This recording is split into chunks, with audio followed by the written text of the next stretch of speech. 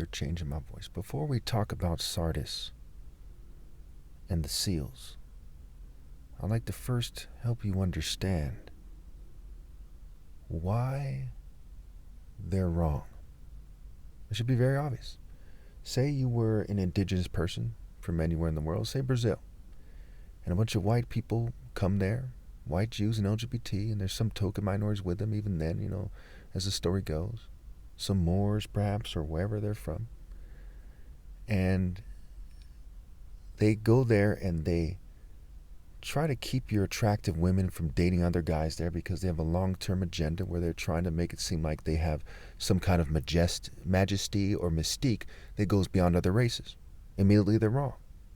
And that evolves over time into them using technology to drug the water.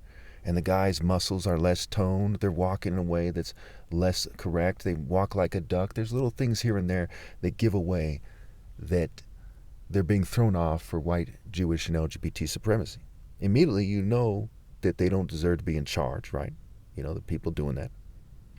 Immediately you know, and people benefiting from it who refuse to give up their privilege, right? And immediately you know that they're not holy. Immediately.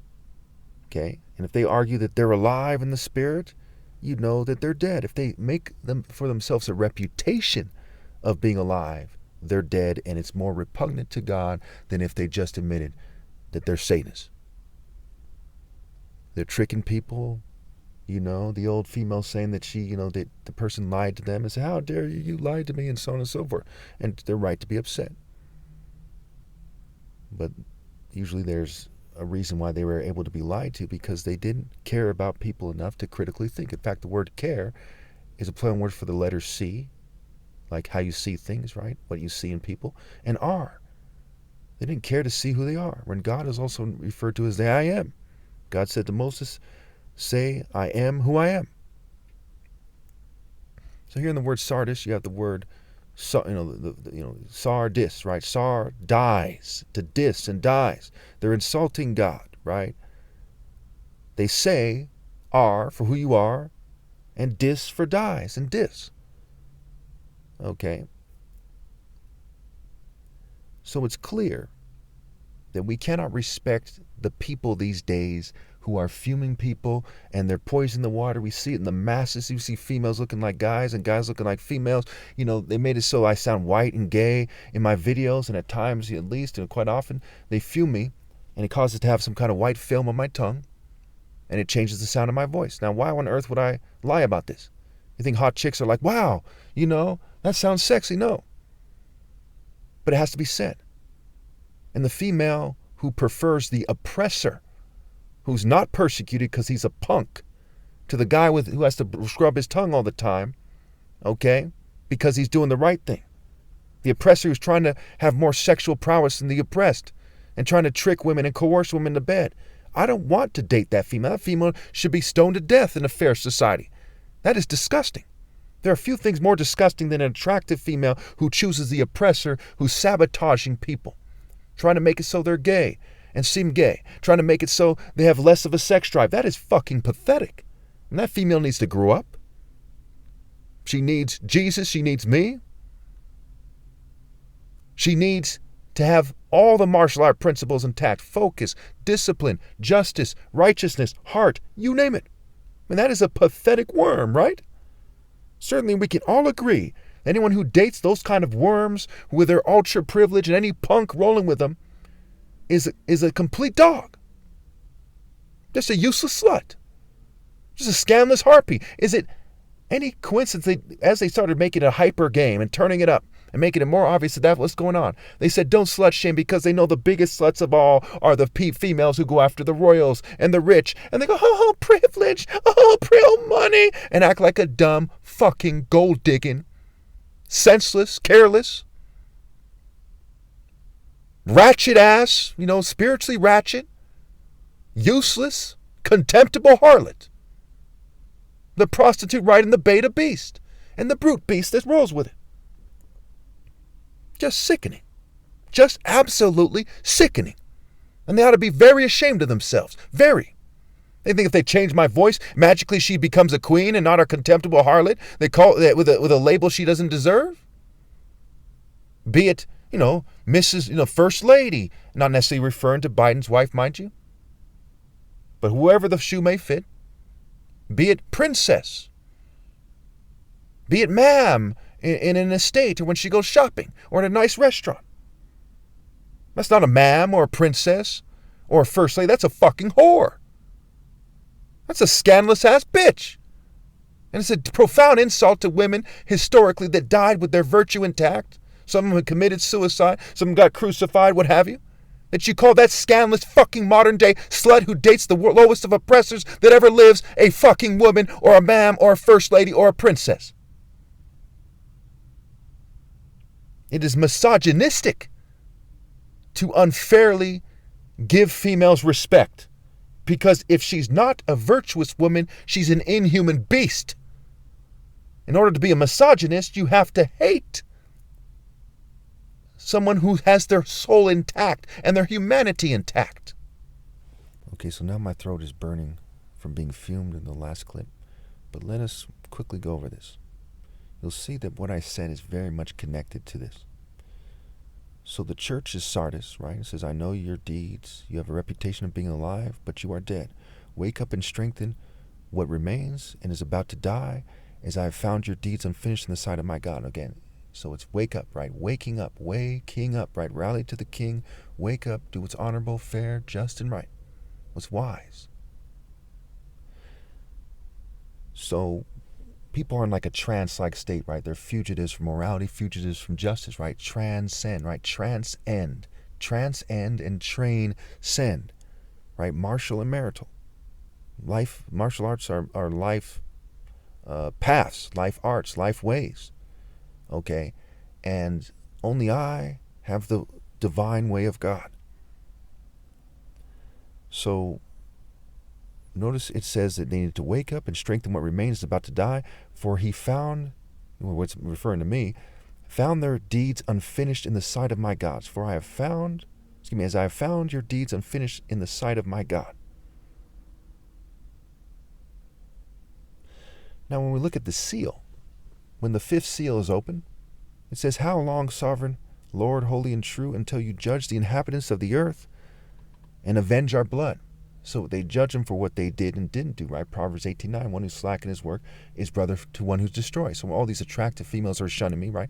They're sister to the people who want me to be shunned. They're aiding them. They're their family. Those who obey the devil are the family of the devil. Those who obey the commandments of God are the family of God, right? And I am the way, the truth, and the life. I am the King of Kings.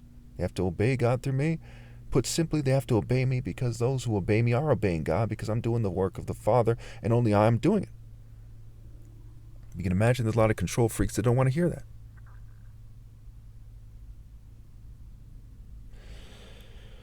So we then see the trumpets, right?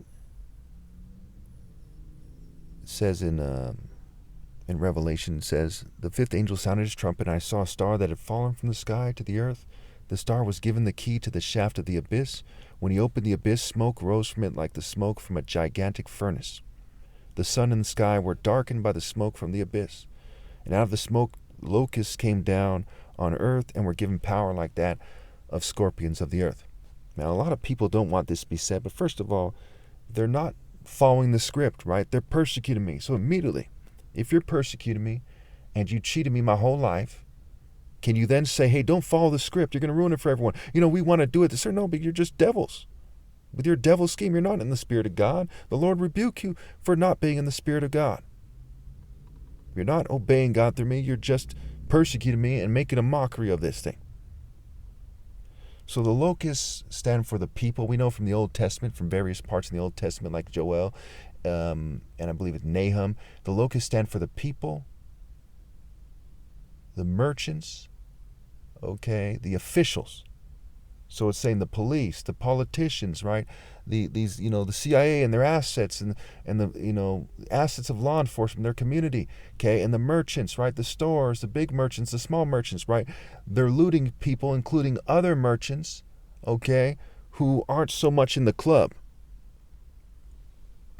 That's how they're playing it, at least. But the locusts refer to the people, the officials, and the merchants, and there's different ways to apply it. And they're told not to harm the grass of the earth or any plant or tree, but only those who did not have the seal of God on their foreheads. And I'm the Son of God. If you're not supposed to mess with the people who have the seal of God on their foreheads, you're not supposed to persecute Christ. And we're very much, past the early parts in Revelation. We're at the end of the story, and they're not supposed to be persecuting me at any point. Nowhere in Revelation does it say that they're supposed to persecute Christ. The woman in the dragon chapter is not about persecuting Christ successfully. They give him some superficial effort, and then they fail to do so. The test is not for me. It's for everyone else.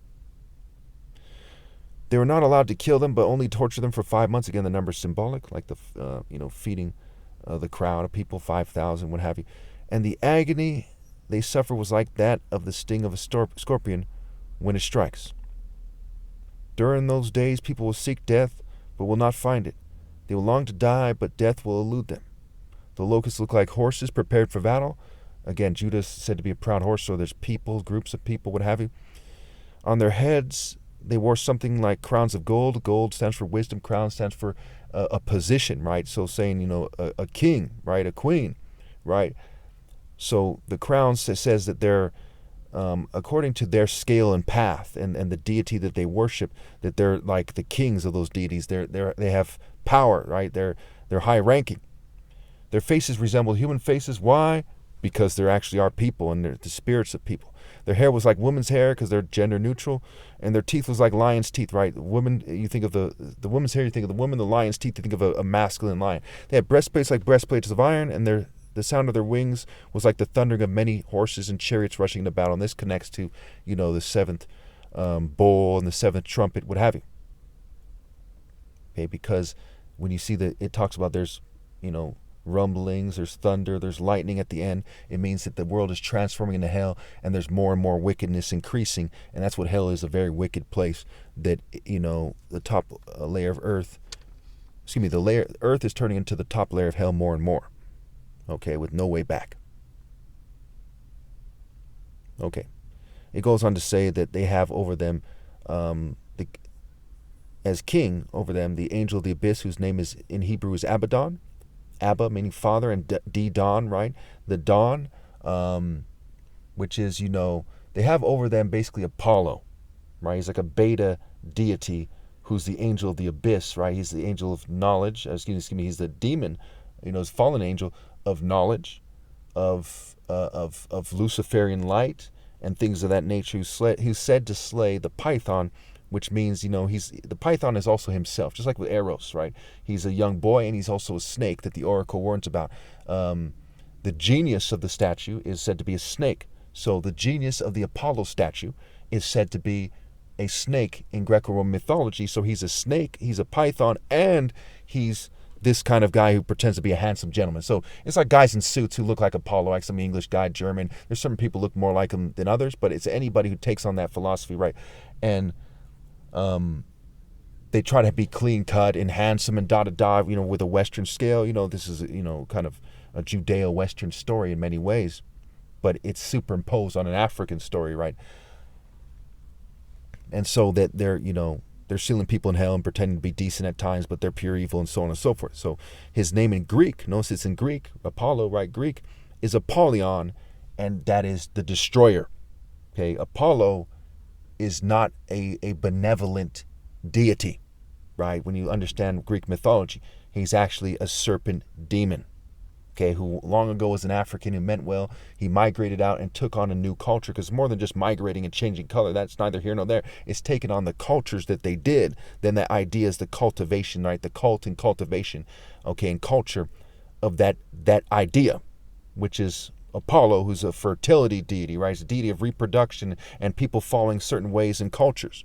And it destroys their natural self, their divine self, and turns them into a serpent that's inflicting harm on themselves, like a rock and roll singer, a heavy metal person cutting themselves or doing lots of drugs, right? It's self-destructive, but it's also the corporations, right? They're also devils, and it's everyone outside the divine order. Okay, so that's the fifth, that's the fifth trumpet. Okay, so when the fifth bowl comes, the angel pours it on the throne of the beast. It says that the kingdom, right, which is the king of the world, right? Satan and the beast are very much connected, right? Just like with Christ's kingdom, my kingdom is God's kingdom, right? Both of our kingdom are heaven. And Satan is said to be the god of this world. So the beast's kingdom, the false prophet, both beast, false prophet, okay, and the dragon's kingdom are all the world.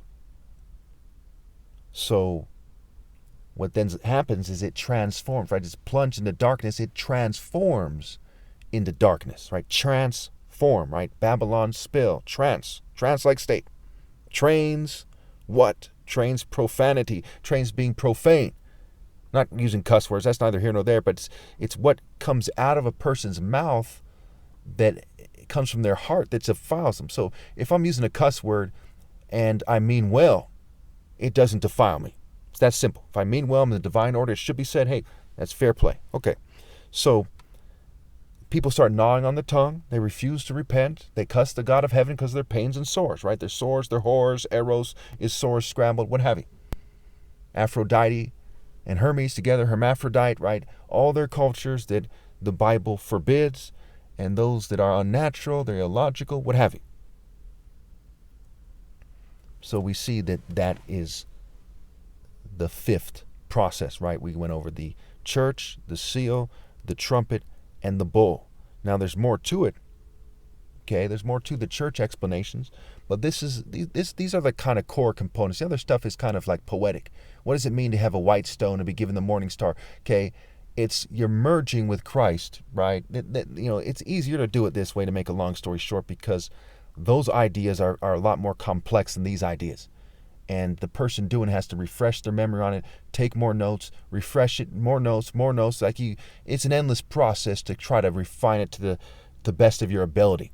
That's part of the problem with interpreting the Bible, is it's an endless process. You could be teaching it for 30 years, and then 30 years later, have added on to it so much.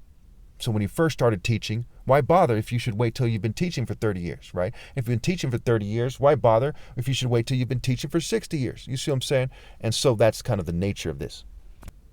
Okay, for those of you who want to play stupid or still don't understand what I'm saying that you've got to start teaching at some point. You got to start trying to discuss it with people, and you got to start trying to teach at some point. Okay? I make minor mistakes in my videos, but they never change the general argument. For the last 15 years, I've argued that I should be the one that people rally to and listen to, okay, that I'm doing the right thing more than everyone else, and at some point it's refined to I'm actually the one God set apart spiritually as a martial art leader. Okay, I didn't have a martial art challenge in 2009. I had one in 2012 and 2013 that's continuing now. Man, it's 2024. Okay, so I was right to start teaching in 2009. I was right as an 11-year-old back in the day to start trying to talk to people about God on the internet and to start talking about romance and rape and so on and so forth. Okay, and I was right to still keep talking. And there's a lot of people who say, well, you don't know what you're talking about, They don't know what they're talking about. When I was 11, I knew far more about God than anybody else on the planet ever will. Okay?